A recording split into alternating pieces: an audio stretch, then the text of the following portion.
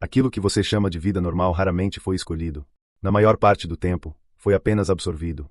Você cresceu observando, repetindo, se ajustando, aprendendo muito mais pelo ambiente do que por palavras.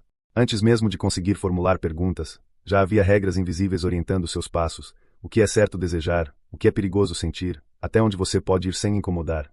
Nada disso veio como imposição explícita. Veio como costume. E justamente por isso, nunca foi questionado. Você aprendeu cedo que viver é cumprir. Cumprir horários, expectativas, promessas feitas mais por medo do que por vontade. Aprendeu que descansar precisa ser merecido, que errar custa caro, que sentir demais atrapalha. Aprendeu que existe um jeito certo de seguir em frente e que qualquer desvio exige explicação. Com o tempo, essa lógica se infiltra tão profundamente que passa a soar como verdade interna. A pressão externa vira cobrança própria. A voz que exigia silêncio agora fala de dentro. Em algum ponto, o cansaço deixa de ser um sinal e passa a ser o pano de fundo da existência. Acordar exausto vira algo banal. A ansiedade constante passa a ser confundida com responsabilidade. A sensação de vazio é empurrada para depois, sempre depois. Afinal, todo mundo parece estar vivendo assim.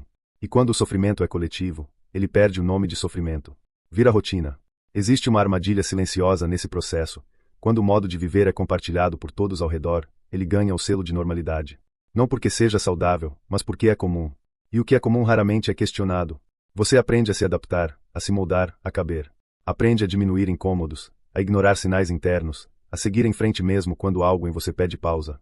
Esse aprendizado é tão profundo que, mais tarde, qualquer tentativa de desacelerar vem acompanhada de culpa. Como se parar fosse falhar. Talvez você nunca tenha parado para pensar quando foi que começou a se sentir assim. Porque não houve um começo claro. Foi gradual. Um ajuste aqui, uma concessão ali. Um é só essa fase que dura anos. Um depois eu vejo isso que nunca chega. E enquanto isso, a vida segue acontecendo em um modo que exige mais do que oferece.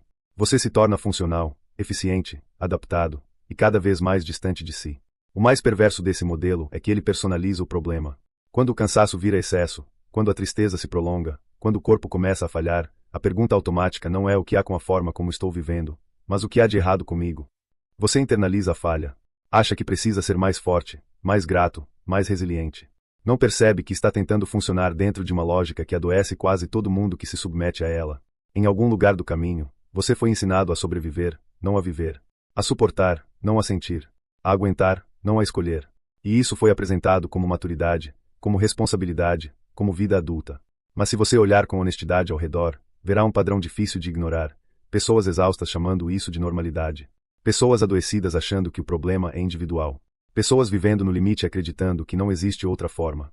Talvez a primeira rachadura nesse normal surja quando você se permite uma pergunta simples e desconfortável.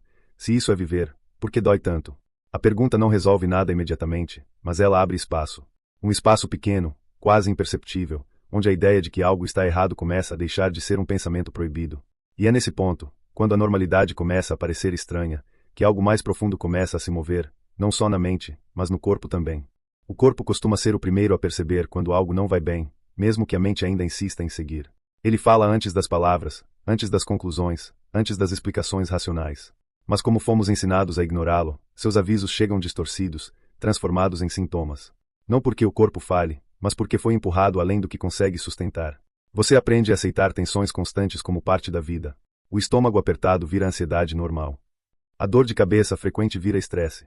A insônia vira consequência de um dia produtivo demais. Aos poucos, o corpo deixa de ser um lugar de morada e passa a ser apenas um veículo que precisa continuar funcionando. E enquanto ele obedece, você segue. Quando começa a falhar, você se assusta. Existe uma violência silenciosa em viver permanentemente em estado de alerta. O corpo humano não foi feito para sustentar urgência contínua, mas foi exatamente isso que se tornou rotina. Pressa para acordar, pressa para produzir, pressa até para descansar. Mesmo nos momentos que deveriam ser de pausa, a mente continua ativa, calculando, antecipando, se preparando para o próximo impacto. O descanso nunca é completo, porque a ameaça nunca parece cessar. Nesse contexto, o adoecer não é um acidente. É uma consequência lógica. O corpo responde ao ambiente em que está inserido, não ao discurso que o justifica. Não importa quantas vezes você diga a si mesmo que está tudo bem, se o ritmo imposto é incompatível com a sua fisiologia emocional. O corpo não entende metas, status ou expectativas sociais. Ele entende segurança, ameaça, excesso e falta. E quando a ameaça é constante, ele reage como pode. Talvez por isso tantas pessoas se sintam estranhas dentro do próprio corpo. Como se algo estivesse sempre fora do lugar, mesmo quando os exames não apontam nada específico. Há uma sensação difusa de mal-estar, de cansaço que não passa, de irritação sem causa clara. A medicina tenta nomear, categorizar, isolar sintomas. Mas raramente se pergunta em que tipo de vida aquele corpo está sendo mantido. Trata-se o efeito sem tocar na origem.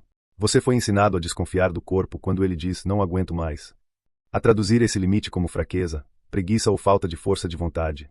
Aprende a forçar um pouco mais, a ignorar o desconforto, a empurrar os sinais para debaixo do tapete. Até que o corpo, sem outra opção, eleva o volume. Aquilo que antes era um sussurro vira dor. O que era desconforto vira colapso. Não por crueldade, mas por sobrevivência. Existe algo profundamente errado na ideia de que saúde é apenas a ausência de sintomas visíveis. Porque ela ignora o custo interno de se manter funcional em um contexto adoecedor. Muitas pessoas continuam trabalhando, cuidando, produzindo, sorrindo, mesmo profundamente exaustas. Funcionam, mas não vivem. E quanto mais se adaptam, mais distante fica a percepção de que aquele modo de existir cobra um preço alto demais. O corpo, nesse sentido, não é o inimigo. Ele é o último aliado quando todo o resto falhou. Quando você já se convenceu de que não pode parar, não pode mudar, não pode questionar, ele intervém. Interrompe. Obriga a olhar. Não para punir, mas para proteger algo que estava sendo negligenciado há tempo demais. Aquilo que você chama de adoecimento pode ser, em muitos casos, uma tentativa desesperada de restauração. Talvez seja desconfortável pensar assim. Porque isso desmonta a narrativa de que basta se esforçar mais para dar conta. Obriga a admitir que há algo estruturalmente errado na forma como se vive. E essa percepção assusta. Mas também abre uma possibilidade importante. Se o corpo responde ao contexto, então mudar o contexto importa tanto quanto tratar o sintoma.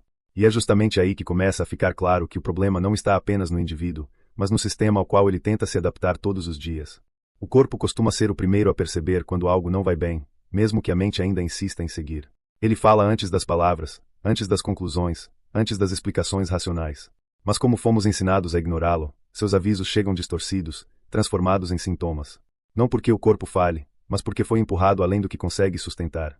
Você aprende a aceitar tensões constantes como parte da vida. O estômago apertado vira ansiedade normal. A dor de cabeça frequente vira estresse. A insônia vira consequência de um dia produtivo demais. Aos poucos, o corpo deixa de ser um lugar de morada e passa a ser apenas um veículo que precisa continuar funcionando. E enquanto ele obedece, você segue.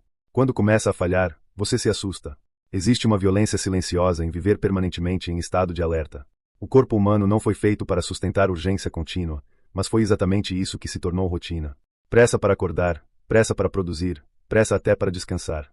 Mesmo nos momentos que deveriam ser de pausa, a mente continua ativa, calculando, antecipando, se preparando para o próximo impacto. O descanso nunca é completo, porque a ameaça nunca parece cessar. Nesse contexto, o adoecer não é um acidente. É uma consequência lógica. O corpo responde ao ambiente em que está inserido, não ao discurso que o justifica. Não importa quantas vezes você diga a si mesmo que está tudo bem, se o ritmo imposto é incompatível com a sua fisiologia emocional.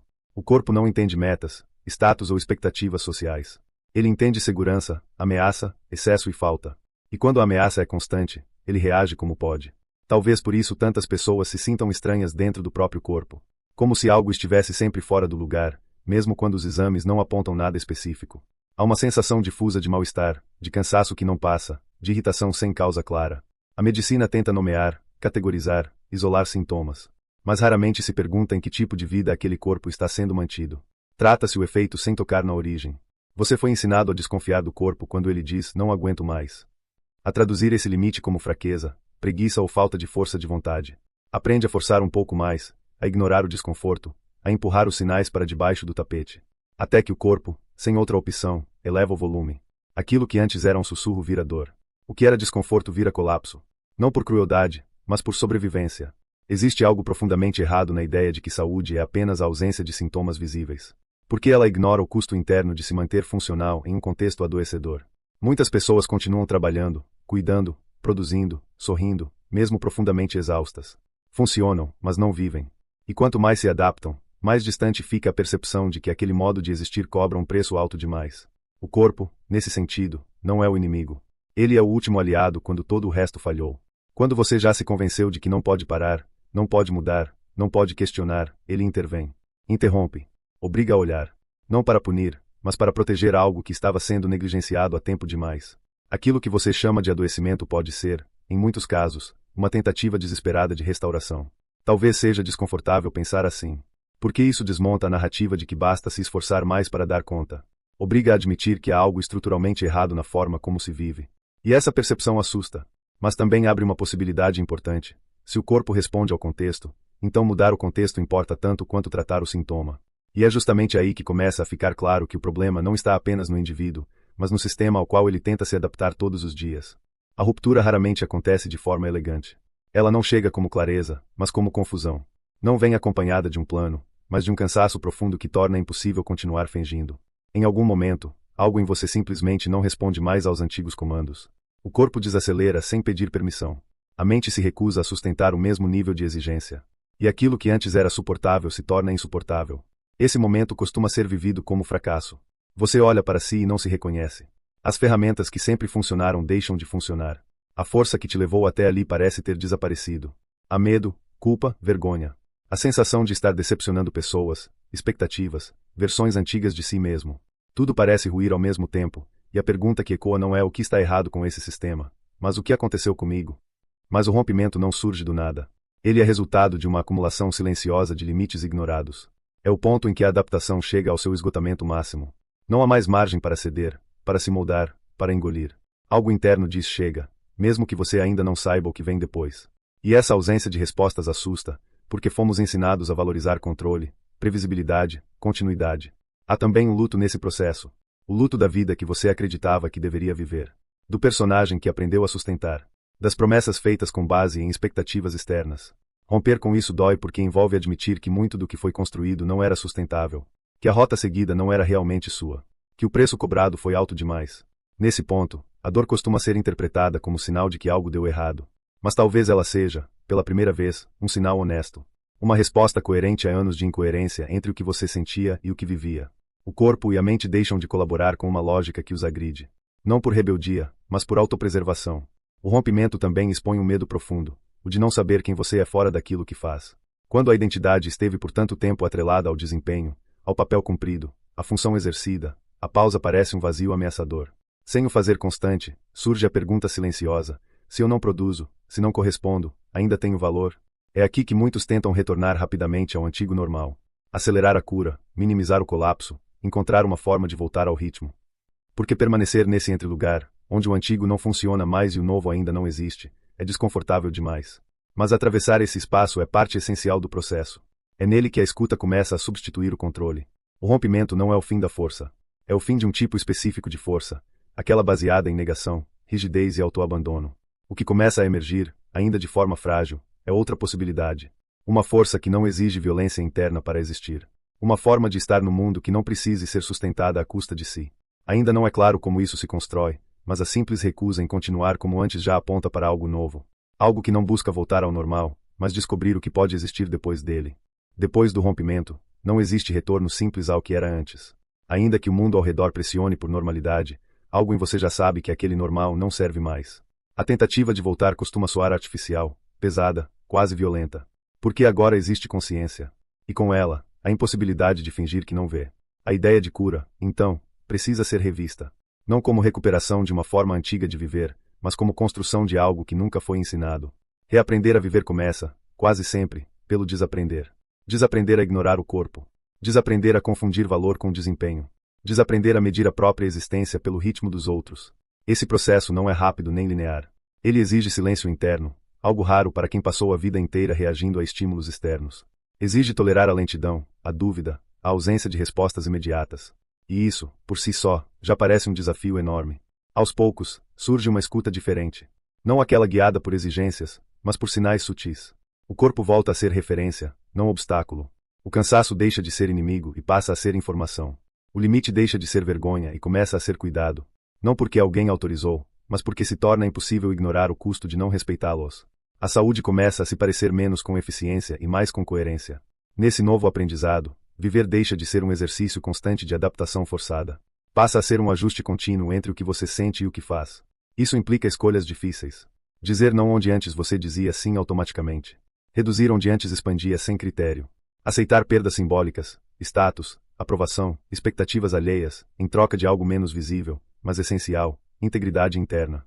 Nada disso acontece sem medo. Existe insegurança em sair de um modelo conhecido, mesmo que adoecedor.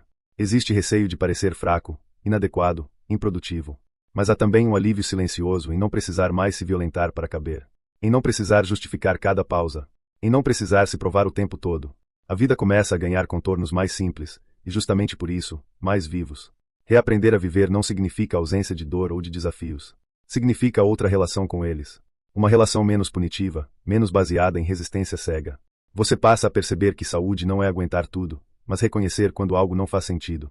Não é se adaptar a qualquer custo, mas escolher com mais consciência onde colocar sua energia. Não é voltar ao normal, mas criar um novo ponto de equilíbrio, mais humano, mais possível. Talvez esse novo modo de existir ainda seja frágil, em construção. Talvez ele não tenha nome, nem forma definitiva.